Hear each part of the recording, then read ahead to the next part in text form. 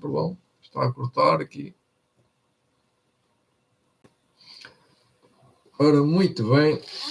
Desculpem de entrar aquela publicidade. Não fazia parte do programa. Sem protagonismo. Segunda parte. Quero já, desde já, saudar os meus queridos amigos, irmãos, colegas de amizade, de longa data, ou de pouca data, ou de um dia só, daqueles que começaram a ouvir-me pela primeira vez agora. Eu sou o Fernando Ferreira, vivo em Portugal, num lugar de apresenteiro, muitos montes, no lugar do monte. Não é lugar do monte, é que digo que este também é no lugar do monte.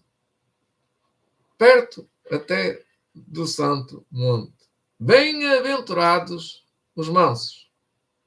Este é o texto de introdução que nós encontramos em Mateus, capítulo 5, para o versículo 5, não é? Eu já estou com bem-aventurados os mansos no versículo 5, exatamente. Está certo? Está certo. Então, o que é que nós já sabemos aqui dos versículos anteriores que falam sobre bem-aventurados os pobres de espírito? O primeiro, a bem-aventurança. A segunda bem-aventurança é bem-aventurados os que choram. Primeiro, os pobres de espírito. Eu aprendi assim por mim mesmo. Bem-aventurados os pobres de espírito, porque eles se arrependeram dos seus pecados. E agora, bem-aventurados os que choram os seus pecados, como ontem aprendemos. E hoje é bem-aventurados os mansos de alma, os mansos de coração. Porque é que Jesus pronunciou o Sermão da Montanha? O Sermão da Montanha. Encontramos aqui escrito na Bíblia, legado, assim: Cristo ansiava encher o mundo de paz e alegria que seriam semelhantes com as encontradas no mundo celestial. Esta é a introdução, está feita a introdução, tal e qual como eu pensei. Graças a Deus, isto é sem protagonismo e passa a enunciar o que é semelhante aos mansos. Jesus era subejamente conhecido como um homem de bem, não é? Um homem manso, um homem de coração, um homem que simpatizava com os que sofrem, que botava a mão, não é? Acudia às suas necessidades e nunca respondia torto, não é? Nunca lhe dava uma resposta amarga, mesmo àqueles que estavam em inimizade aberta contra ele, que ele encontrou muita hostilidade. Mas Jesus era um homem feito homem, Deus feito homem, não é? Jesus Cristo trouxe o reino dos céus e ele ia demonstrá-lo. E para demonstrá-lo, ele começou a enunciar, ou seja, a fazer o rosário, migalha por migalha, e esta é uma delas, no Sermão da Montanha, os mansos. Os mansos, os mansos que herdarão o reino dos céus. E Jesus não explica quem serão os mansos da terra. Os mansos do reino dos céus serão aqueles que são como Jesus. Jesus é o máximo exemplo dessa mansidão. Nós conhecemos o texto, beijamente, de Mateus capítulo 11, 28 a 31, que ele diz: bem-aventurados os mansos da terra, e também lhe dá seu de meus imitadores. E então em Mateus 28 diz, 11, 28 diz: sede semelhantes a mim, mansos e humildes de coração. Então, para termos esta semelhança, como as encontrar então aqui na Terra. Já que no mundo celestial nós não sabemos como é, tem que ser paz, amor, não é? Alegria, fé, alegria, paz. Temos que ser mansos para lá entrar. Eu quero dizer, o texto, sede semelhantes a mim, sede mansos para entrar no reino dos céus. Isto é, ser mansidão em todas as etapas da vida. Eu estou aqui já a contar a minha história da minha vida, já desde 1997, talvez para aí a mais. Eu já trabalhei na rádio, já estou aqui, agora já não trabalho na rádio, agora é em diretos. E vou contar uma história desse tempo, lá, quando eu comecei a aprender o que era isto, ser mansos, semelhantes a Jesus. Então, só uma história destas que eu tenho, né? Deus me deu, que eu não a vivi, mas que conheci a pessoa aqui que eu, protagonista, não é? Sem protagonismo, ele ia falar às pessoas e não pregava um sermão. Ele apenas levava a lei de Deus, os 10 mandamentos, levava uma Bíblia e disse, ia, eu vou dizer naquele lugar para quem conhecer, Sandim em Gaia, Vila Nova de Gaia, em Sandim, e outro lugar, mas foi este lugar que eu vou falar. Ele levou para um lugar muito pacato, também era assim como no monte, assim, ali perto de Costuma Lever, perto ali do rio, perto da floresta, um monte, pronto, muito pacato. Uma vila, uma vilagem. E havia lá uma senhora que ele conheceu e ela era catequista. E então o José Augusto falava com as pessoas todas, com padres, com catequistas e muitas pessoas da Igreja Católica. Muitas mesmo. Muitas. Eu não tenho números para dizer quantas. E esta pessoa ouviu e leu os 10 mandamentos e ficou com a Bíblia em casa, não é? José Augusto levava a Bíblia e a pessoa ficava com a Bíblia. É assim o método. Ontem ia dizer como é que era o método. O método é muito simples. É, sem protagonismo, levar na Bíblia os 10 mandamentos já marcados e a pessoa ler. E a pessoa leu e compreendeu automaticamente. O José Augusto veio embora. Ia voltar sábado seguinte e era assim que eu ia com ele também. Acompanhei em muitas missões, muitas alegrias de paz e saúde e cânticos e mais história destas e ficávamos todos felizes de ouvir uma pregação que não era uma pregação, era levar as pessoas a compreender a necessidade que há um Deus que tem os 10 mandamentos. Então ele leu os 10 mandamentos e no sábado seguinte o José Augusto voltou lá e a pessoa foi falar no meio da semana, foi falar com o padre que era preciso guardar os 10 mandamentos. Ele disse ao José Augusto, oh, que bom, eu vou ensinar isto na minha igreja. Eu que sou catequista, vou para agora catequese, isto vai ser muito bom. Então, os 10 mandamentos. Exato, é tudo isto. Olha, é muito bom. É isso mesmo que eu quero. A catequista toda satisfeita foi ao padre. O que ela foi fazer, não é? O padre disse, não, isso é o diabo. Não, isto não pode ser. Você vamos já fazer uma recepção quando ele vier. Quando é que ele vem? Vem sábado à tarde. Vamos fazer uma recepção calorosa. Então, o José Augusto, com a sua motorizada, com a sua lambreta, uma Vespa italiana, lá foi, chegou lá e viu aquele aparato de tanta gente com gritaria, com paus, com textos e mais lá e latas, não é? A fazer barulho de protagonismo, fazer protagonismo. Tem aquele protagonismo. E o José Augusto sem protagonismo nenhum, foi ter com a senhora catequista e disse: minha senhora, diga-me as bem-aventuranças. vá-se embora! E tudo aos gritos, vai-se embora. Com os textos, e com as panelas, e com os tachos, e com as latas, e com os paus, vá-se embora. E os Augusto, sem medo, manso, né?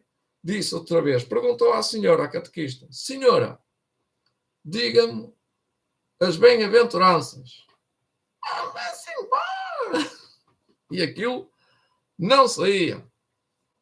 Bom, se ela dissesse as bem-aventuranças, ia dizer o que está lá, bem-aventurados os mansos, porque herdarão a terra. Mas ela disse mais, vá-se embora, porque o padre proibiu que o padeiro me trouxesse o pão e o leiteiro me trouxesse o leite. E mais houvesse, não é? E a freguesia toda era controlada pelo padre. Então, era o padeiro, era o leiteiro, era o ferreiro, era o mais que houvesse, não é? Ela vai-se embora, senão eu vou morrer à fome, o que ela queria dizer. Eu vou ficar sem leite, vou ficar sem pão, coisas daquela época, não é? Que era assim. E mais houvesse. O Zé Augusto, claro, manso que era, veio para contar esta história a muita gente e a mim. Eu ouvi uma vez esta história e ele só contava uma vez porque tinha tantas histórias que era em catadupa e que posso contar já outra seguida na Senhora do Monte, precisamente, já uma senhora também católica que morava precisamente em frente à Igreja Católica, à capela, no Senhora do Monte, perto dos Carvalhos, ali em Pedroso, em Gaia. E ela também estava acamada, mas esta estava acamada, de cadeirinho de rodas, e estava às portas da morte. Esta estava mesmo muito mal. Até que o Zé Augusto também foi lá e disse, minha senhora, eu tenho um recado de Deus para a senhora. Era assim que ele fazia. Eu tenho um recado de Deus para lhe dar. Que coisa, não é? Só Deus é que pode dar recados. E o homem traz um recado de Deus. Isto é bom, não é? Isto é sinal que Deus vai me dar uma bem-aventurança, esperança, uma vida eterna, sei lá, qualquer coisa. O que é, meu senhor? Diga lá, o que é isso do recado? Olha, está aqui nos 10 mandamentos, está aqui o recado. Leia. E ela leu. Durante aquela semana, ela leu, o Zé Augusto voltava lá outra vez.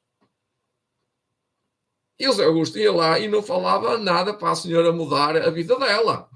A comida, ou a alimentação, ou a roupa, ou a pintura que fosse, ou deixar... Nada, não falava nada. Simplesmente leia os 10 mandamentos. E a senhora leu, e compreendeu, e aceitou, e assimilou, e pegou. Tinha lá uma senhora de Fátima, de Caco. O Zé Augusto viu aquilo, e aquilo até assusta, não é?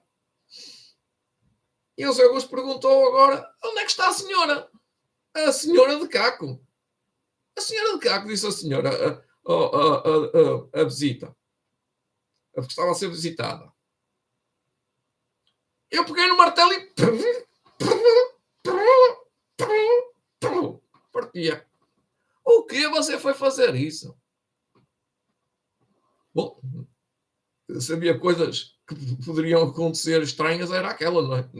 Nunca ninguém ouviu a contar uma história destas. Eu fiquei para saber se é assim ou não. Era. A senhora tinha partido a estátua e não só. Ela disse que a partir dali começou a guardar o sábado, ia fazer tudo o que Deus disse nos 10 mandamentos, e os 10 mandamentos, simplesmente só os mandamentos, só os 10 mandamentos. Ela salvou. Ela salvou porque, eu vou contar o resto, ela não veio à igreja. Ela nem sabe se a igreja adventista sétimo dia existia.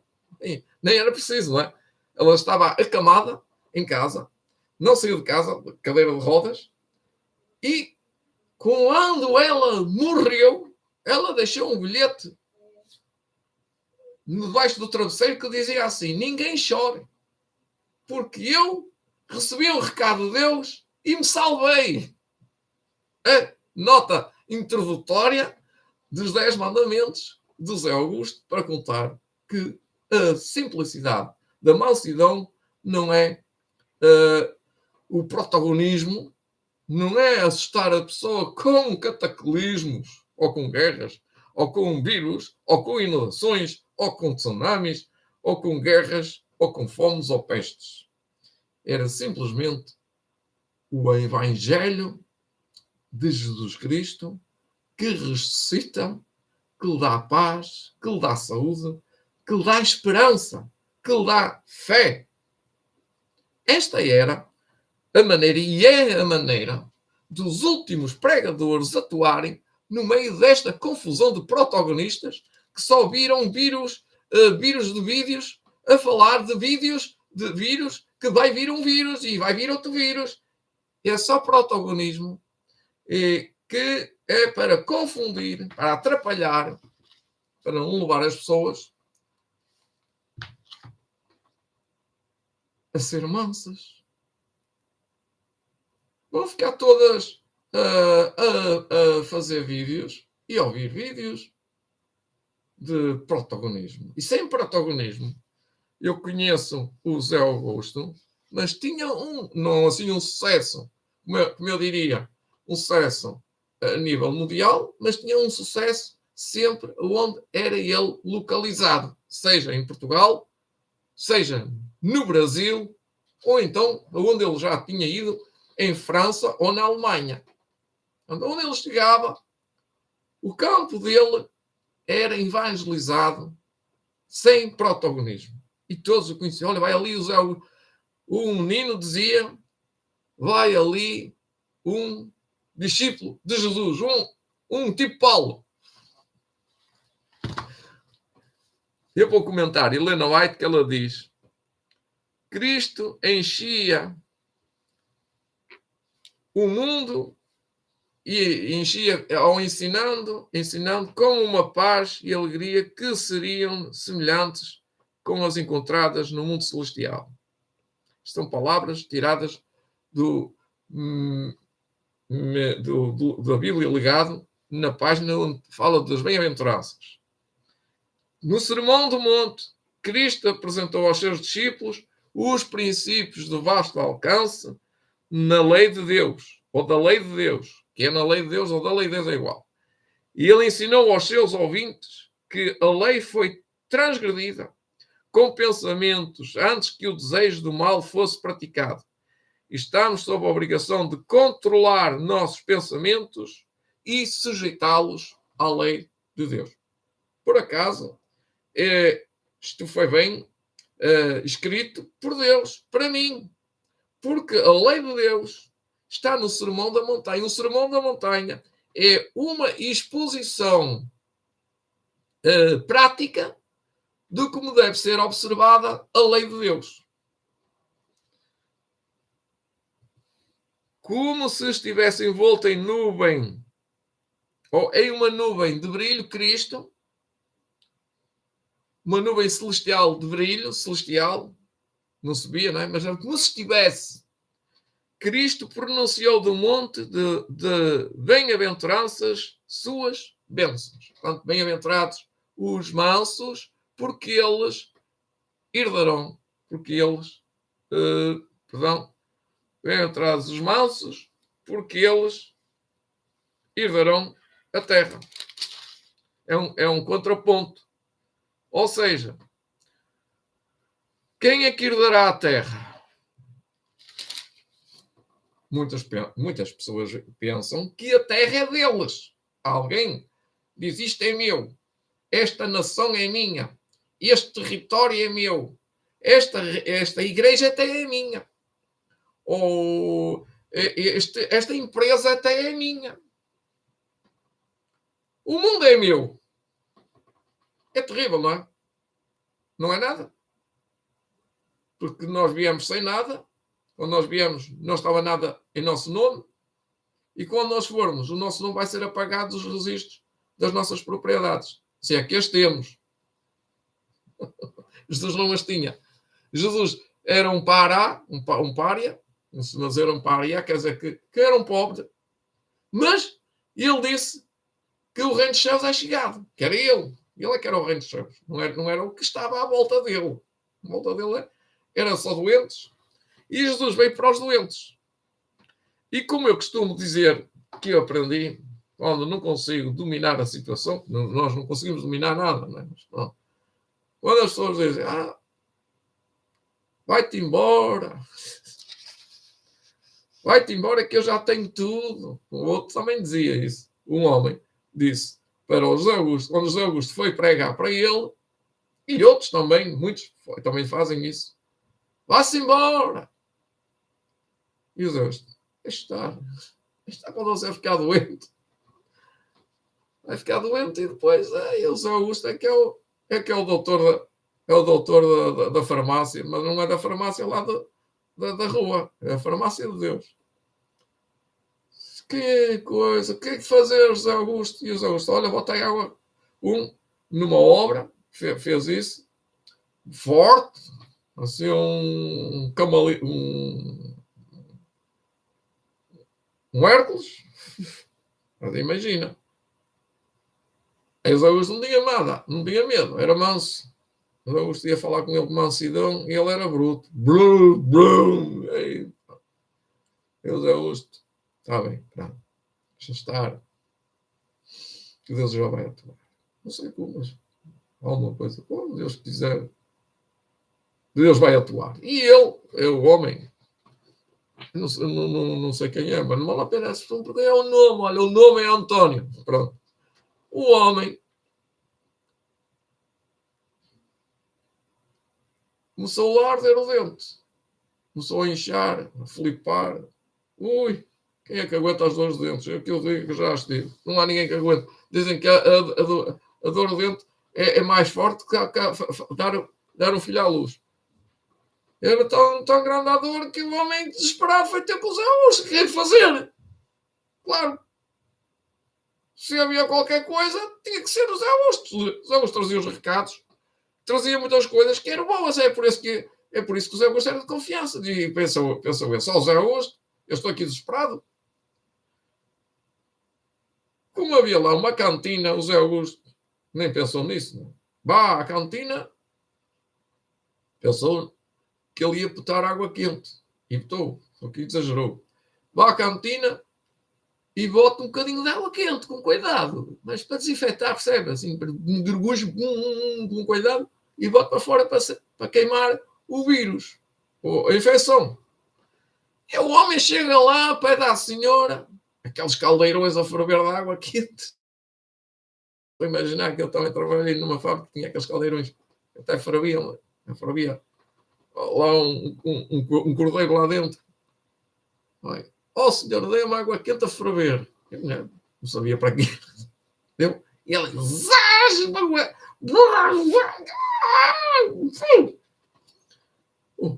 quando os Augusto soube-se, epá, o velho foi exagerou. Epá, água a ferver, a ferver, a ferver, a ferver ali na bochecha. E desinfetou e curou. Ele aguentou, não é? Tinha um coração muito forte, senão não aguentava. Morria. Curou e sarou. E a infecção saiu. Já não precisou já nem ir para a farmácia. E com água quente a ferver, conseguiu resolver o problema. Por quê? Porque o Zé Augusto era um homem manso. E nós temos que ser semelhantes a Jesus. E ele era semelhante a Jesus. E quando as pessoas não são mansas, neste sentido de ser mansidão como um cordeiro, Deus usa o método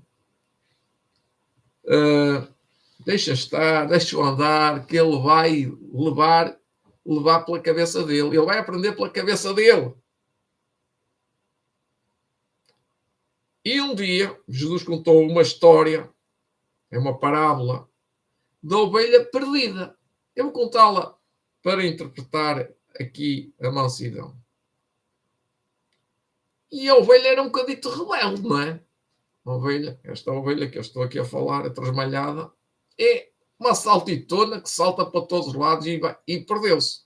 E foi lá para os montes, e lá ficou no monte, e chegou à noite e não sabia para onde é que andava, não é?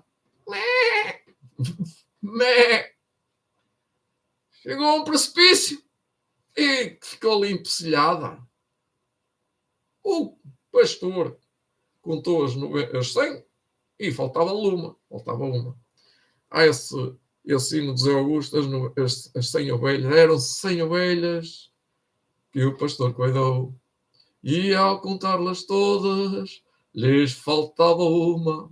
E saiu ao buscá-la, encontrou-a então ali empecilhada nas silvas, não é? No mato dos canaviais, ou ali amarrada, porque estava presa. Bem, que as ovelhas têm muito lá e ela é muito fofa e qualquer coisa as prende se for tojo, que é agora falei que é o tojo é os espinhos, é os cardos, isso aqui é tojo também, é as silvas, isso é tojo. E a ovelha ficou ali, chegou à noite, já estava frio, ela ia morrer, não é? Então o pastor encontrou-a e o cajado que ele trazia para livrar as ovelhas dos lobos, para levar uma bordoada aos lobos, para eles irem embora, que os lobos levam uma bordoada do pastor. Está certo? Está certo ou não está? O pastor Jesus dá bordoadas nos lobos, se os lobos vierem atacar o rebanho. Isto é na história e é na história. É assim. O cajado é para livrar as ovelhas dos perigos. E também serve para pescar e salvar as ovelhas em perigo. E então o cajado, o bom pastor pegou no cajado e puxou com jeitinho a ovelha e a trouxe de volta para a segurança do seu regaço, do seu colo. E assim trouxe-a de volta para o aprisco. Como estão a ver, a Bíblia, o nosso Deus, o nosso Jesus Cristo, é tudo para mim. Conhecer Jesus Cristo é tudo para mim. E sem mais delongas, eu gostaria de cantar convosco, se me quiserem ouvir, não é? Não são obrigados. Um hino, mais um hino.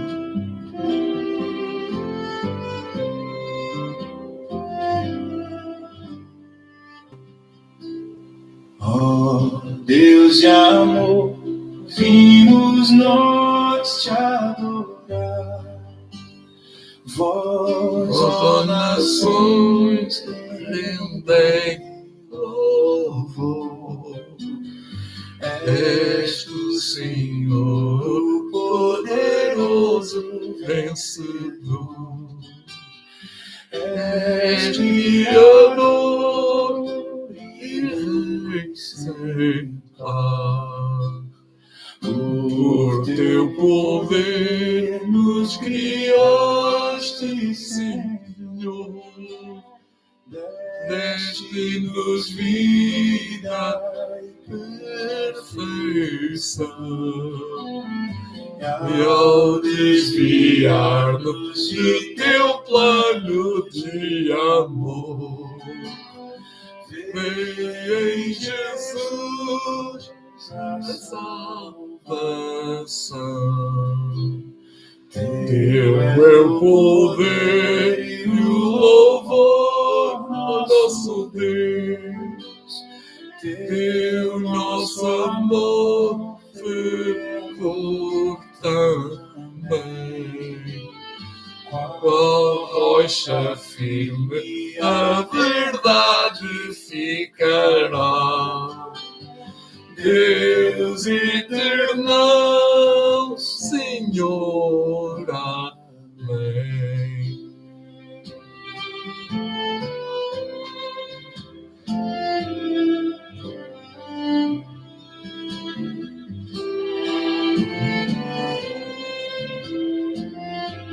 Amém.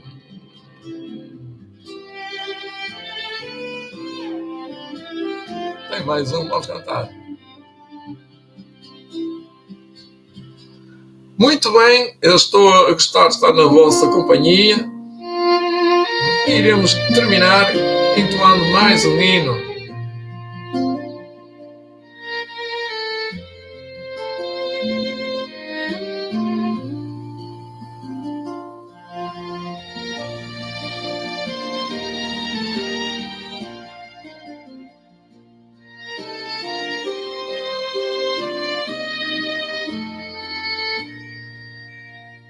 Senhor meu Deus, quando eu maravilhado fico a pensar nas obras de tuas mãos, estrelas mil a cintilar no espaço de teu poder em manifestação.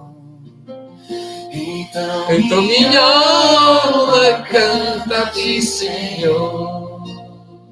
Quão grande és tu, quão grande és tu. Então minha alma canta a ti, Senhor. Quão grande és tu, quão grande és tu. Se ao caminhar por campos e florestas, escuto as aves belas a cantar, se estendo o olhar do alto da montanha e a fonte além, eu ouço a murmurar. Então minha alma canta a ti, Senhor. Quão grande és tu, quão grande és tu. Então minha alma canta a ti, Senhor. Quão grande és tu, quão grande és tu. Se pensa então que sem preocupar teu filho o enviaste para morrer por mim, levando à cruz os meus pecados todos, para eu viver eternamente assim. Então minha alma canta a ti, Senhor. Quão grande és tu, quão grande és tu, quão grande és tu. Então minha alma canta a ti, Senhor. Quão grande és tu, quão grande és tu. E ao ouvir Jesus em resplendor e glória para levar-me ao lar dos filhos seus, me prostrarei em gratidão infinita e exclamarei: quão grande és tu, meu Deus.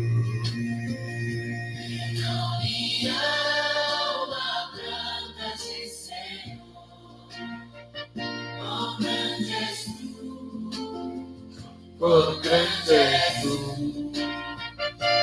Então minha alma canta a ti, Senhor. Quão grande és tu, quão grande és tu.